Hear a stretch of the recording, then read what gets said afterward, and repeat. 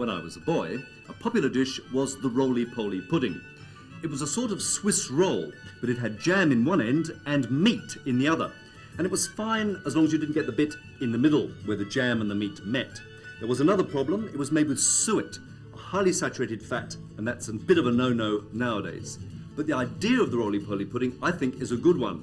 So we're going to make one today, but one with a difference. No jam and no meat. Instead, delicious herbs, vegetables such as onion, zucchini and eggplant, and mushrooms. First, I make a batter. I just use a couple of eggs, which I mix with a little margarine, either mono or polyunsaturated, about a tablespoon, and I've softened it a little. I'm using some canola margarine, and I mix all this until it's smooth. The margarine, of course, is much lower in saturated fat than the suet.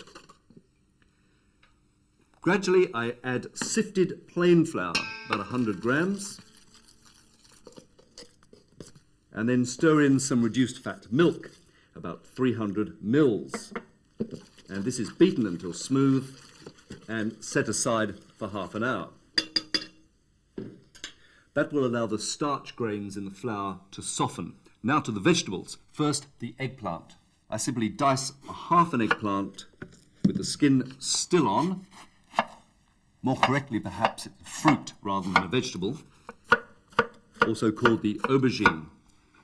Once it's diced, I toss it with salt, and it will stand with the salt for about half an hour to let the bitter juices leach out before it's washed and drained. Next, I chop a tasty onion finely, or you could use spring onions, some chopped zucchini. Use your favourite vegetables in this. And herbs, a mixture of fresh herbs. I'm using thyme and oregano. You could use parsley, basil, mint, or for a more Asian flavour, coriander. If you're using dried herbs, a couple of teaspoons of dried herbs. And finally, some mushrooms. Button mushrooms are terrific for this dish. Once they're all done, I come back to the batter. I'm going to make a pancake, but not in the conventional way on the stove. Instead, in the oven, I just pour the batter into a baking tray. This is a non-stick one, but you could use an ordinary baking tray that you've lightly oiled. This then goes into the oven, a hot oven, 200 degrees for about 20 minutes until it's good and golden on top. Let's cook vegetables. Into an open pan, I put some oil, like this canola oil, which qualifies for the Heart Foundation tick. Then I add the onion. Just soften it for a couple of minutes before tossing in the washed and drained eggplant.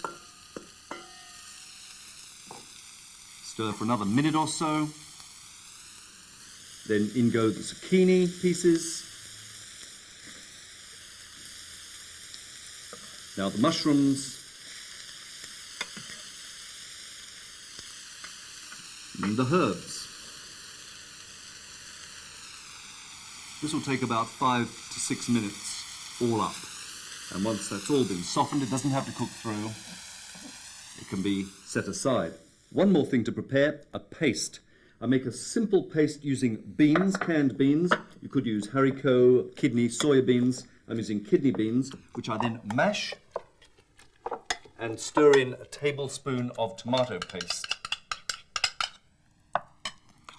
Once that's well mixed, I go back to the pancake. Should be perfect, and it is.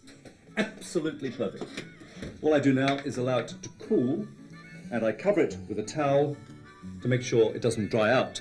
Now to assemble the pancake roll. I just uncover, spread on the bean mixture, sprinkle over the other ingredients, spreading them out across the entire pancake. Then I roll it up,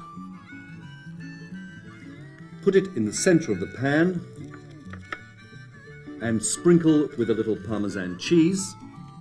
Then it goes back in the oven for another 20 minutes before coming out looking like this. So here it is, vegetable pancake roll.